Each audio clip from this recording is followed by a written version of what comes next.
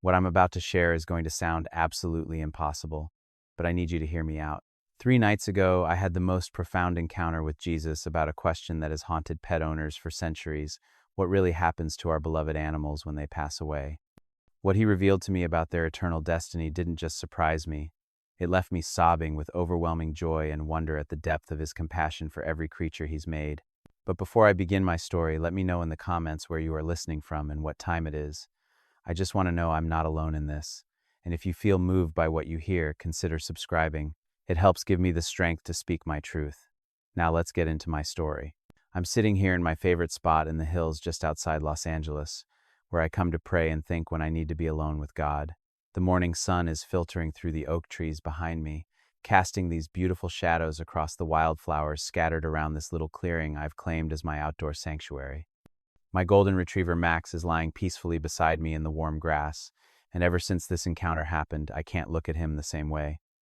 I can't look at any of God's creatures the same way, because now I know the truth about what the Father has planned for every precious soul he's created, and it's more beautiful than anything I could have imagined.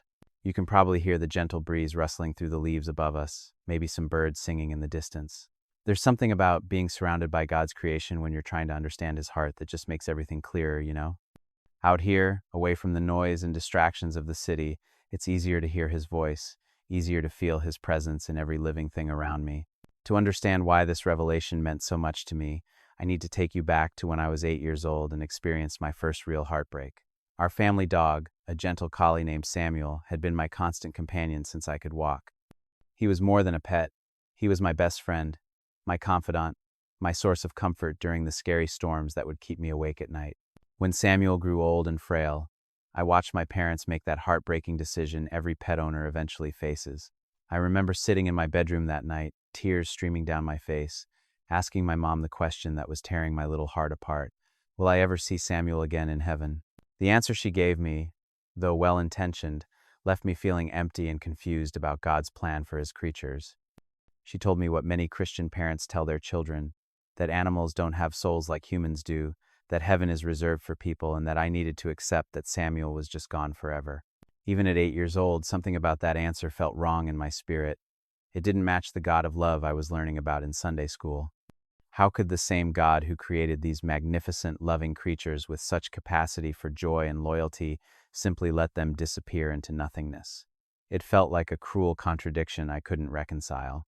Years passed, and I carried that question with me through childhood, through my teenage years, through my early acting career. Every time I formed a bond with an animal, that same fear would creep in, the fear that these beautiful creatures I loved were somehow less valuable to God than I was. The fear that the unconditional love they showed was temporary, meaningless, destined for oblivion. When I got the role of Jesus in The Chosen, that question became even more pressing. How could I portray a God of infinite love and compassion while believing that he created these magnificent beings only to let them vanish forever? During filming of Season 5, we had several scenes with animals: sheep, donkeys, even some dogs that belonged to local families in our filming locations. I'll never forget this one scene we shot in this beautiful meadow, not unlike where I'm sitting now. Jesus was teaching the disciples, and there were all these animals just naturally drawn to him. Birds landing on his shoulders, a lamb that kept nuzzling his hand, dogs following him around like they recognized something divine in his presence. Watching that interaction, seeing how the animals seemed to sense his love, made my childhood question resurface with renewed intensity. That night after filming, I found myself walking alone through those same fields where we'd been shooting, looking up at the stars and wondering about every creature that had ever lived and died. I started researching what the Bible actually says about animals and eternity. I dove into Hebrew and Greek texts, studied the original words used for soul and spirit, discovered that the scriptures are far more mysterious and hopeful about animal afterlife than most of us have been taught. I learned that the Hebrew word nephesh, often translated as soul in reference to humans, is also used to describe animals in Genesis. I discovered that Ecclesiastes asks, who knows if the human spirit rises upward and if the spirit of the animal goes down into the earth, implying uncertainty, not certainty about their fate. But all my research still left me with intellectual knowledge rather than heart knowledge. I had verses and theological arguments, but I didn't have peace. I didn't have the assurance that my 8-year-old self had desperately needed, and that millions of pet owners around the world still desperately need today. 3 months ago, everything intensified when I adopted Max from a rescue shelter. This beautiful golden retriever came into my life with eyes that seemed to hold ancient wisdom and a heart capable of unconditional love that reminded me of how I imagine Jesus looks at us. There's no judgment in his gaze, no agenda, just complete acceptance and joy, especially out here in nature where he can run free and be fully himself. From the moment Max came into my life, that old childhood question came flooding back with overwhelming force. How could I love this creature so deeply if God didn't?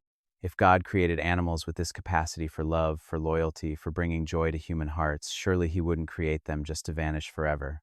The question wasn't just academic anymore, it was deeply personal, spiritually urgent. During breaks between filming scenes for season 6, I'd find myself taking Max for walks in the hills, staring into his trusting eyes and wondering about his eternal destiny, wondering if the love we shared was temporary or eternal. I started having these moments on set where I'd be preparing for a scene as Jesus, thinking about his love for humanity, and I'd suddenly be overwhelmed with questions about his love for animals. If Jesus is the same yesterday, today, and forever, if his love is unchanging and infinite, how could that love exclude the creatures that bring such joy and comfort to his people? 2 weeks ago, while we were filming some of the most emotionally intense scenes we've ever done for The Chosen, I found myself during a lunch break sitting alone under a tree, much like this one behind me, with Max at my side. I closed my eyes and felt this overwhelming urge to pray about this question that had haunted me for decades. I felt like God was inviting me into a deeper conversation, like he'd been waiting for me to be brave enough to ask the question that had been burning in my heart since childhood. Out there in that quiet place, surrounded by his creation, I could sense his presence in a way that made me feel safe enough to voice my deepest fears and hopes. The weight of not knowing had become unbearable. Here I am, portraying the Son of God on screen, and people look to me for answers about their most profound fears and hopes. I receive letters constantly from viewers who see me as Jesus and think I have some special connection to divine truth. How could I represent Jesus if I couldn't answer the questions that keep people awake at night, especially this one that touches the hearts of anyone who's ever loved an animal? That night after filming, I drove up here to this very spot where I'm sitting now. There's something about this place with those. Maybe it's the way the mountains seem to embrace you, or how the night sky feels close enough to touch good, but I've always been able to hear God's voice more clearly up here. I brought Max with me, and we sat together under the stars, both of us somehow sensing that something significant was about to happen. I prayed with more desperation than I'd prayed about anything in years. Jesus, I said out loud, my voice carrying across the quiet hills, I need to know. I need to understand. Your heart for the animals you created. Are they just temporary beings, or do they have a place in your eternal kingdom? Please, I need an answer that my heart can rest in, not just theological theories, but truth I can feel in my spirit. The night was so still you could hear every cricket, every rustle of leaves in the gentle breeze. Max seemed to sense the solemnity of the moment. He moved closer to me, resting his head on my lap as if he too was waiting for God to respond to this desperate prayer. I prayed until I was emotionally exhausted, until my voice was hoarse from pouring out decades of questions and fears and longings into the vast night sky. Then I fell asleep right there under the stars with Max curled up beside me, both of us wrapped in the blanket I always keep in my car, both of us somehow waiting for God to answer. What happened next wasn't a dream, it was more real than the ground beneath me or the stars above. I found myself transported to a place that looked like the most perfect version of this very hillside I'd ever imagined. The same oak trees, but somehow more alive, more vibrant. The same wildflowers, but with colors that don't exist on earth.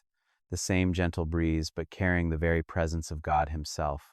I turned around and saw him, Jesus, walking toward me across a meadow that seemed to stretch endlessly in every direction. But I wasn't alone with him. Running beside him, leaping with pure joy, were animals of every kind I'd ever seen and many I hadn't. Dogs of every breed, cats both wild and domestic, horses galloping with manes flowing in a wind that felt like love itself. There were deer and rabbits, birds of every description filling the air with songs more beautiful than any earthly choir, creatures from every corner of creation, all moving together in perfect harmony, all radiating the same joy and peace that emanated from Jesus himself. As Jesus approached me in this heavenly version of my favorite earthly place, a small collie broke away from the group and ran straight toward me. Even before he reached me, I knew, somehow, impossibly, I knew this was Samuel, my childhood companion. But not as I remembered him in his final days, weak and struggling. He was glorified, perfected, radiating love and joy in a way that took my breath away. Jesus smiled as Samuel jumped into my arms, and I felt that same pure love I'd experienced as a child, but magnified beyond anything earthly. It was like being 8 years old again, but with an adult's capacity to understand the magnitude of what I was experiencing. As I held Samuel, feeling his spiritual presence in a way that was more real than any physical embrace, Jesus placed his hand on both of us. The warmth of his touch seemed to connect us all, past, present, and eternal, in a bond that I suddenly understood had never been broken. "Jonathan," he said, and his voice was like coming home after years of wandering, "did you really think my love was limited? Did you believe I would create such capacity for love and then waste it?" Tears were streaming down my face as I looked into Samuel's eyes and saw recognition, joy, and that same loyal love that had comforted me through childhood fears. But now it was perfected, eternal, radiant with divine light. Jesus continued, "Every creature I have made carries a spark of my love within them. They are not accidents or temporary amusements. They are beloved parts of my creation, expressions of my joy, reflections of my character." I looked around at all the animals surrounding us in this heavenly hillside. Thousands, maybe millions of them, all living together in perfect harmony. Lions playing gently with lambs, cats and dogs running together like lifelong friends, predators and prey transformed into companions. This wasn't just a vision of possibility, this was reality, eternal reality. "This is what I always intended," Jesus said, seeing my amazement. "The brokenness of earth, where animals suffer and fear each other, where they experience pain and loss, that was never my plan. This," he gestured to the paradise around us, "this is my plan, restored and perfected for eternity." The weight of what I was experiencing began to settle into my heart. This wasn't just about Samuel, this wasn't just about answering my childhood question. This was about understanding the full scope of God's love for all creation, about seeing his kingdom as it really is, vast, inclusive, overflowing with every expression of love he's ever made. But I needed to understand more. I needed to know why this truth isn't commonly taught, why millions of pet owners are suffering unnecessarily, believing their beloved companions are gone forever when the truth is so much more beautiful. Jesus saw my need for deeper understanding, and his expression grew tender with compassion for all the hearts that were still carrying unnecessary pain. "Come," he said, "let me show you 7 truths about animals in my eternal kingdom that will heal every broken heart that has ever grieved the loss of one of my precious creatures." As we began to walk deeper into this heavenly version of my favorite earthly place, I knew I was about to receive revelations that would not only transform my own understanding, but would bring hope and healing to countless people who had been told their pets were just gone. As Jesus and I walked deeper into this heavenly version of my favorite hillside, the environment around us began to shift and expand in ways that defied earthly physics. What had started as a familiar oak-dotted clearing now stretched into vast meadows filled with every type of terrain, rolling grasslands where horses ran free, crystal streams where animals drank together in peace, flowering gardens where butterflies danced with songbirds. "Jonathan," Jesus said, his voice carrying both the authority of the Creator and the tenderness of a loving Father, "before I share these 7 truths with you, I need you to understand something that will break your heart with its beauty.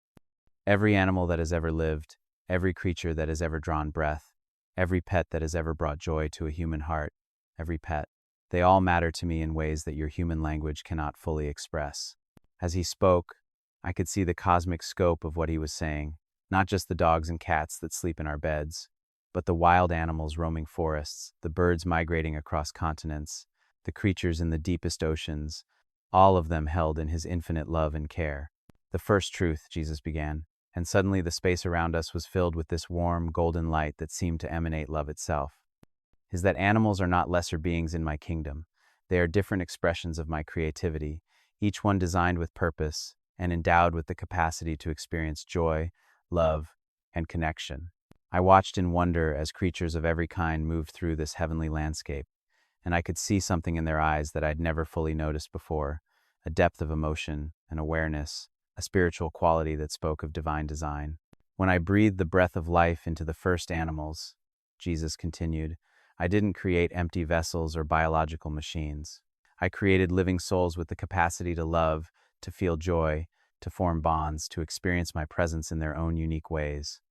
The love your Max shows you, the loyalty Samuel showed you as a child, these aren't accidents or evolutionary quirks. They're reflections of my own heart.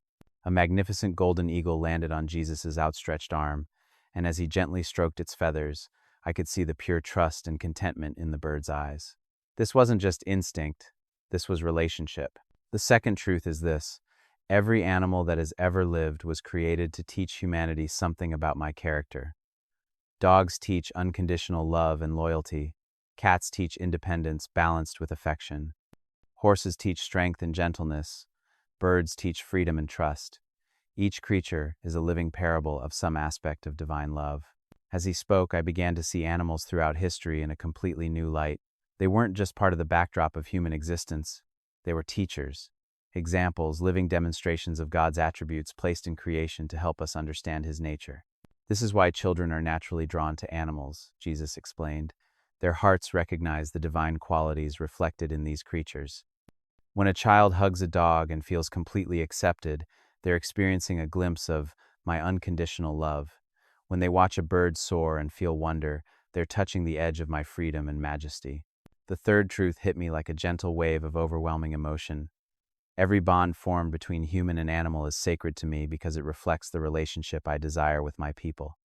The trust your pet shows you, the way they run to greet you, the comfort they provide during difficult times. These are pictures of how I long to relate to my children. I thought about Max waiting for me at home, how his whole body would wiggle with joy whenever I walked through the door, how he'd sense my moods and offer comfort without being asked. Jesus was saying that this beautiful relationship was actually a reflection of his heart toward us. Many of my people struggle to understand my love because it seems too good to be true, Jesus continued. But I gave them animals to demonstrate that unconditional love is real, that loyalty without agenda exists, that beings can love purely without expecting anything in return. Every pet that has ever loved their human family is teaching them about my heart. The fourth truth took my breath away. When an animal passes from Earth, they don't cease to exist. They transition into the fullness of what I always intended them to be. On Earth, they experience my love filtered through the brokenness of a fallen world. Here, they experience that same love in its pure, unhindered form. I watched as animals that had clearly lived difficult lives on Earth, I could somehow sense their stories, were now whole, healthy, radiating joy. A dog that had been abused was playing freely without fear. A cat that had been sick was graceful and strong. A horse that had been mistreated was running with wild abandon. Every creature you see here lived on Earth, died as all earthly creatures do, but their transition wasn't into nothingness. It was into the eternal reality they were always meant to inhabit. Their capacity for love, joy, and relationship wasn't temporary, was eternal, just waiting to be perfected. The fifth truth made me start crying right there in that heavenly meadow. The grief humans feel when they lose a beloved animal is valid and precious to me because it reflects the depth of love I placed in both species. That grief isn't a sign that you loved an inferior being too much. It's evidence that you recognize the divine spark I placed within them. Jesus placed his hand on my shoulder as the tears flowed. When people told you as a child that Samuel was just a dog and you shouldn't grieve so deeply, they were wrong. Your grief honored the love I had created. Your tears mattered to me, because they showed that you understood, even as a child, that the love you shared was real and valuable. I could see now how many people had been robbed of proper grief for their animals because they'd been told it was silly or excessive. Jesus was saying their love and loss were as valid as any human relationship. The sixth truth, Jesus said, his voice rising with excitement, is that the reunion between humans and their beloved animals in my kingdom isn't just possible, it's one of the great joys I've prepared. Love creates eternal bonds, and the love between human and animal is no exception. The scene around us shifted, and I began to witness the most beautiful reunions I'd ever seen. People of all ages being greeted by animals they'd loved on Earth, both species overwhelmed with joy at being together again. But these weren't the same relationships they'd had on Earth. They were perfected, enhanced, freed from all the limitations of earthly existence. "Watch this," Jesus said. And I saw an elderly woman who had been wheelchair-bound on Earth, now running freely through fields with a pack of dogs she'd rescued and loved throughout her life.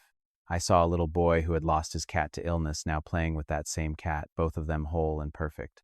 The bonds you form with animals on Earth are preparation for the eternal relationships you'll have with them here. Every moment of love, every gesture of care, every act of rescue or healing, it all builds something eternal that will be fulfilled in my kingdom. The seventh truth was the most overwhelming of all. Animals don't just exist in my eternal kingdom, they're part of the worship, part of the celebration, part of the joy that fills all creation.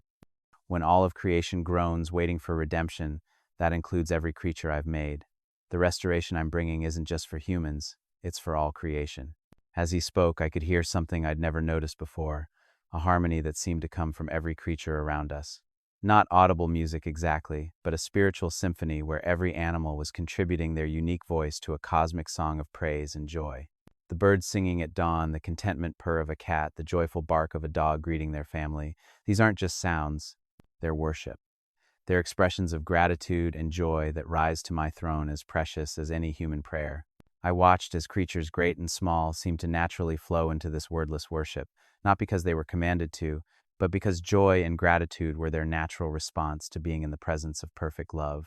But Jesus, I said through my tears, why don't more people know this? Why are millions of pet owners carrying unnecessary grief, believing their animals are gone forever? His expression grew sad for a moment. Because my people have forgotten the scope of my love.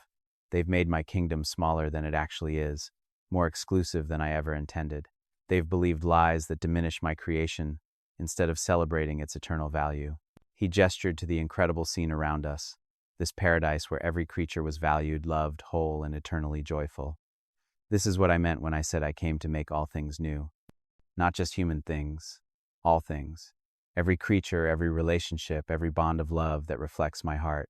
The implications were staggering. So, when people ask if they'll see their pets in heaven, I began. They can stop asking and start celebrating. Jesus finished with a smile that seemed to light up the entire heavenly landscape. The question isn't whether they'll be reunited with their beloved animals. The question is whether they understand how much more beautiful that reunion will be than anything they can imagine. As this profound revelation settled into my heart, I felt not just relief but overwhelming joy. Every pet I'd ever loved, every animal that had touched my life, every creature that had demonstrated God's love to me, they were all part of His eternal plan, all valued beyond measure, all waiting in this incredible paradise. But I could sense that Jesus wasn't finished. There was more He wanted to show me, something that would help me understand how to carry this truth back to a world full of grieving pet owners who desperately needed to hear this message of hope. Now, Jesus said, taking my hand as we prepared to go deeper into this revelation, let me show you how this truth can heal every heart that has ever grieved the loss of an animal, and how you can help others experience the peace and joy that comes from understanding my true heart for all creation. As Jesus took my hand and we walked deeper into this heavenly hillside, the landscape around us began to show me something that took my breath away. I could see into the hearts of people on earth, millions of them, who were carrying the same grief and confusion I had carried for decades about their beloved animals. I saw a little girl crying in her bedroom after losing her hamster, being told by well-meaning adults that it was just a pet. I saw an elderly man sitting alone in his empty house, missing the dog who had been his only companion for 15 years. I saw a mother trying to comfort her children after their cat passed away, struggling to find words of hope when she didn't have any herself. This is why I needed to show you the truth, Jesus said, his voice filled with compassion for every grieving heart. Millions of my people are carrying unnecessary pain because they don't understand my heart for the animals they love. They're grieving without hope when they should be grieving with the certainty of reunion. The weight of human suffering over animal loss was overwhelming to witness. But what Jesus showed me next transformed that sadness into overwhelming hope. Watch, he said, and I began to see what happened when people learned the truth about their pet's eternal destiny. The little girl's tears of hopeless sadness became tears of joy as she understood she would see her hamster again. The elderly man's crushing loneliness lifted as he realized his faithful companion was waiting for him in a place where they could run together forever. The mother found words of genuine comfort for her children because she now had real hope to offer. This is what I want you to carry back, Jesus said. Not just the knowledge of these truths, but the power to heal hearts that have been broken by lies about my creation. When you tell people what you've seen here, you're not giving them comforting fiction, you're giving them eternal reality. Jesus stopped walking and turned to face me directly, his hands on my shoulders. But first, you need to experience personally what it feels like to be completely healed from the wound you've carried since you were 8 years old. Before I could even process what he meant, I felt something breaking open in my chest, not physically, but spiritually. All the grief I'd carried about Samuel, all the fear I'd lived with about losing Max someday, all the years of wondering if the love I shared with animals mattered to God, it was all being lifted away like a heavy blanket I didn't realize I'd been carrying. In its place flowed the most incredible peace and joy I'd ever experienced. I could feel, with absolute certainty that every animal I'd ever loved was not lost, was not forgotten, was not diminished in value. They were all part of God's eternal kingdom, all waiting for me in this incredible paradise where love never ends. This is what I want every pet owner to experience, Jesus said as tears of healing streamed down my face. The relief of knowing their love wasn't wasted, their grief wasn't foolish, their animals aren't gone forever. As this profound healing settled into my heart, Jesus began to show me practical ways to share this truth with others who desperately needed it. When you meet someone who has lost a beloved animal, he said, don't minimize their grief by saying it was just a pet. Acknowledge the real love they shared and then share the real hope I've shown you. Tell them their animal isn't suffering, isn't lonely, isn't gone forever. They're whole and joyful and waiting.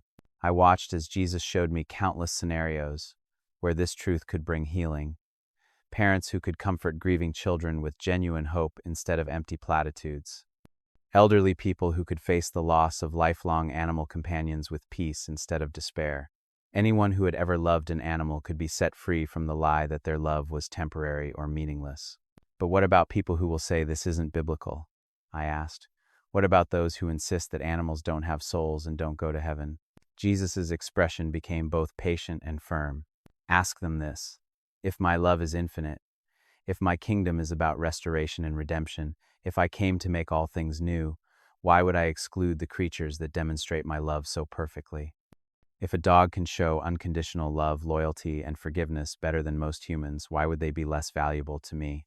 He gestured to the incredible scene around us where every creature was whole, joyful, and perfectly loved. The burden of proof should be on those who want to make my kingdom smaller, not on those who recognize its true scope.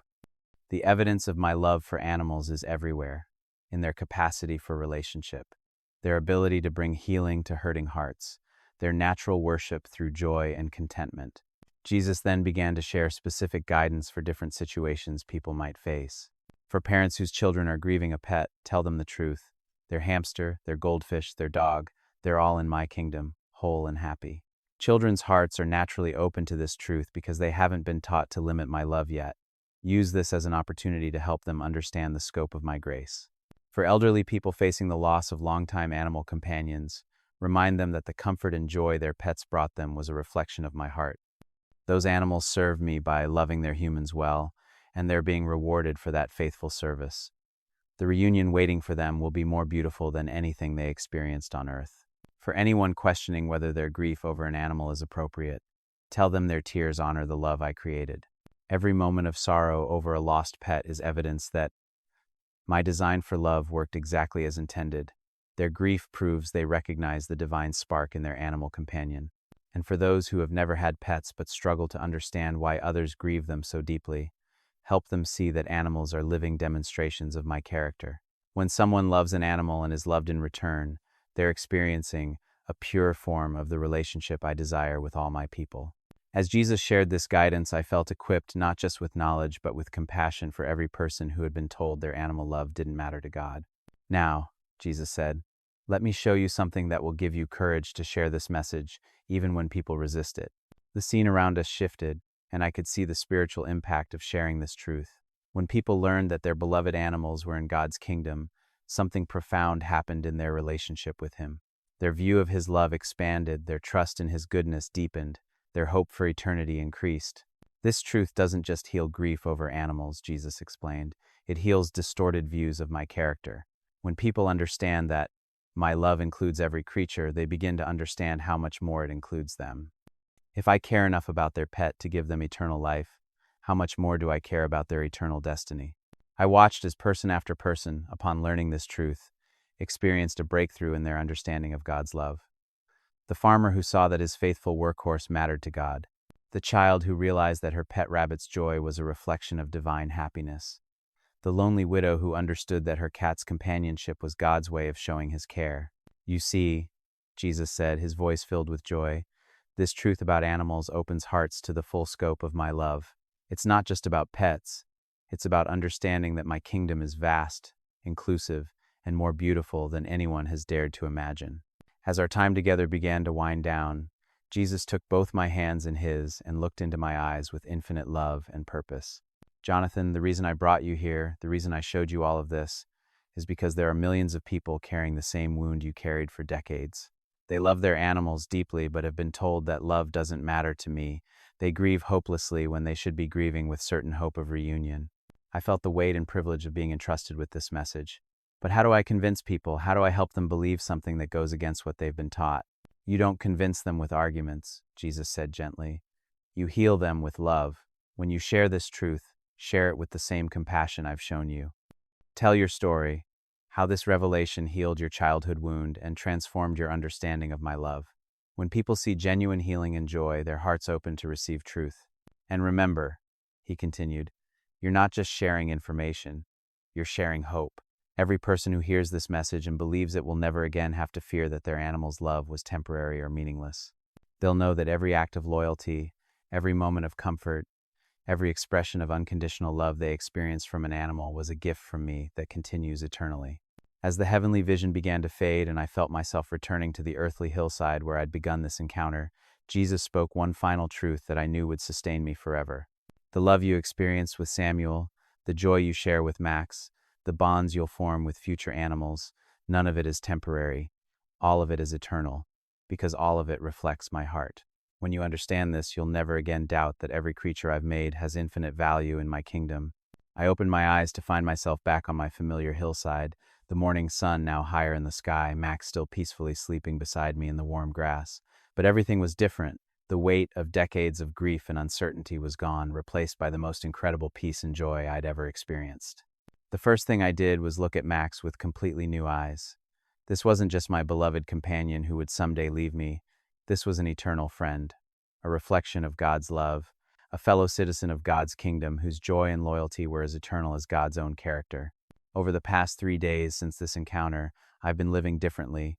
Every interaction with Max is filled with deeper appreciation because I know our relationship is eternal.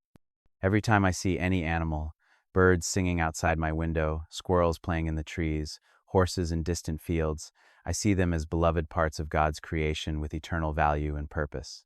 But more than that, I've been able to bring healing to others. Just yesterday, a friend called me in tears because her elderly cat had passed away. Instead of offering empty comfort, I could share genuine hope. I told her about my encounter, about the truth Jesus had shown me, about the certain reunion waiting for her and her faithful companion. The transformation in her voice was immediate and profound. You mean Whiskers is really okay? She's really waiting for me? When I assured her that was exactly what Jesus had shown me, she began to cry. Not tears of hopeless grief, but tears of overwhelming relief and joy. This is what Jesus wants me to share with all of you. Every person watching this who has ever loved an animal needs to know your love was real, your grief is valid, and your reunion is certain. The dog who greeted you at the door every day, the cat who comforted you through difficult times, the horse who carried you through meadows, the bird who sang you awake each morning, they're all in God's kingdom, whole and perfect and waiting. You don't need to wonder if they're suffering or lonely or forgotten. They're experiencing joy beyond anything earthly life could offer, and their love for you has been perfected and made eternal.